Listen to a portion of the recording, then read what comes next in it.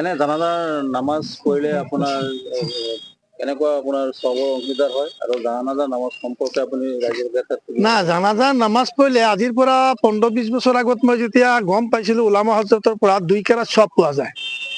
1 কেৰাত সব হ'ল নামাজটো পঢ়িলে আৰু 1 কেৰাত পোৱা যায় যেতিয়া তাক দাফন কৰা হয়।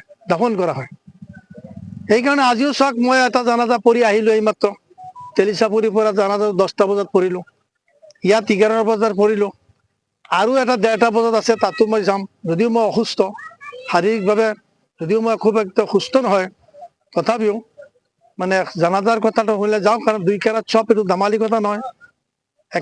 এটা কেৰাতৰ দাম হ'ল, আল্লাহ নবীক যেতিয়া সাহাবা একৰামসকলে প্ৰশ্ন কৰিছিল ইয়া ৰাছুলুল্লাহ কেৰাত মানে কি, আল্লাহ নবী তাৰ উত্তৰত কৈছিল কেৰাত মানে বহুত পাহাৰ পাল্লাত তুলিলে যিমান ওজন হ'ব তুমি এটা জানাজা পঢ়িলে ইমান নেক পাবা।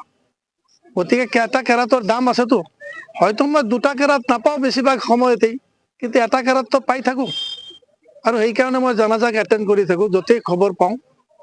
এতিয়া 2টা পঢ়িলো, আৰু যদি এটা পঢ়িবলগীয়া আছে তাৰ পিছতো মই আবেলি আৰু এটা খবৰ পাওঁ, তাৰ পিছত যদি খবৰ মই তাতে এটেণ্ড কৰিমেই।